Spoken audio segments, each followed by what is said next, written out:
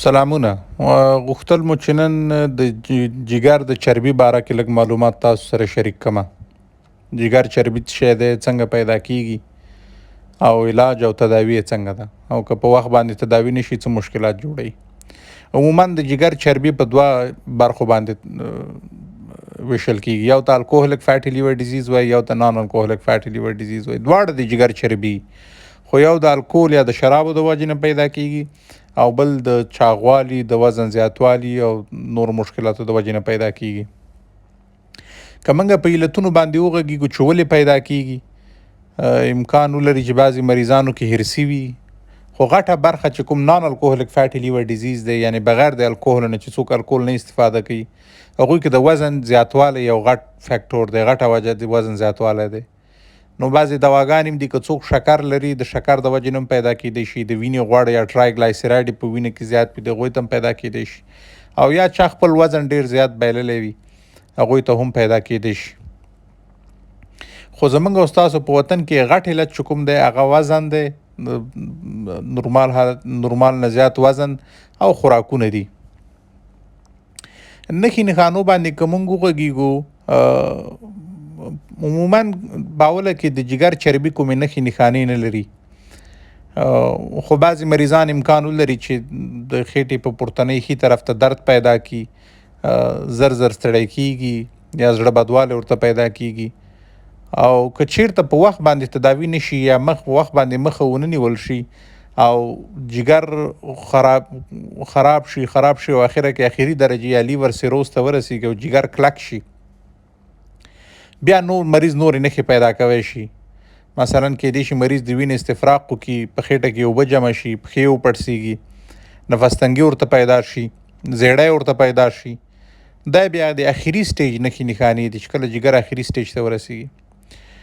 د جګر د چربي باره کې که موږ ووایو چې جګر د چربي یو داسې مرض دی چې خپل مریض په خپله تداوي کوی شي.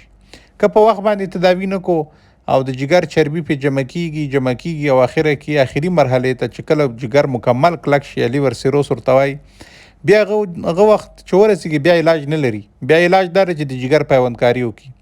خو چې هر وخت ډاکټر ورته ووایي چې ته د جګر چربي لري، نو په کار دا دی که کوم مریض شکر لري چې خپل شکر کنټرول کړي یا خپل وزن زیاتي، وزن کم کړي، بیرته جګر نورمال حالت ته بیا راځي.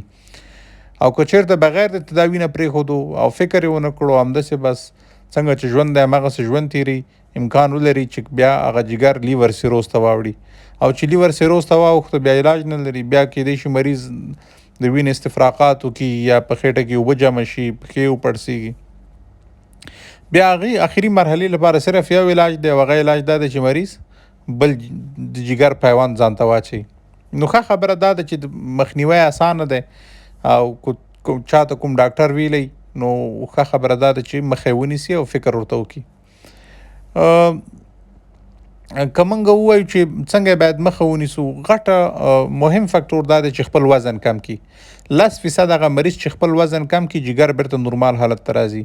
که سګرټ استفاده کوي باید سګرټ استفاده نه کړي، روزمره ورزش وکړي، او که الکول استفاده کوي یا شراب استفاده کوي هغه باید استفاده نه کړي. په خوراکونو کې ډیر خوراک باید سبزي او میوه‌جات واخلي، پروسس فود وانخلي. پروسس فود یعنی په کارخانه کې چې کوم خوراک تیاریږي یا برګر دی او پیزا دا خوراکونه دي، یا په غوړۍ کې سره کړي لکه کړایان او دا شیونه دي، او پیپسي او نوشابې، دا شیان باید څوک چې د جګر چربي لري هغه باید دا استفاده نه کړي. او کوم خلک چې شکر لري او شکر یې کنټرول نه یا د وینې غوړ لري هغه باید خپل هغه هم کنټرول کړي، هغه سره هم جګر بیرته نورمال حالت ته راځي. خو ورزش، وزن کمول او بیلنس خوراک یعنی سبزي او میوه‌جات غټه برخه جوړوي. تداوی اوس لکه څنګه چې ما ویلي چې مریض په خپل لاس کې لري. تداوی اسانه ده، که په وخت باندې مریض ورته پام ونه کړي خپل مرض ته، او مرض همداسې زیاتیږي، نو اخره کې بیا یو مرحلې ته رسیږي چې بیا واپس جګر نورمال حالت ته نشي راتلی. نو مریض یې ځکه هم بې باکي ورسره کوي زموږ مریضان زموږ د وطن چې هغه اوله کې نښې نښانې نه لري او عادي خبره ورته ښکاري، او اخره کې یو سټیج ته ورسیږي چې بیا علاج نه لري.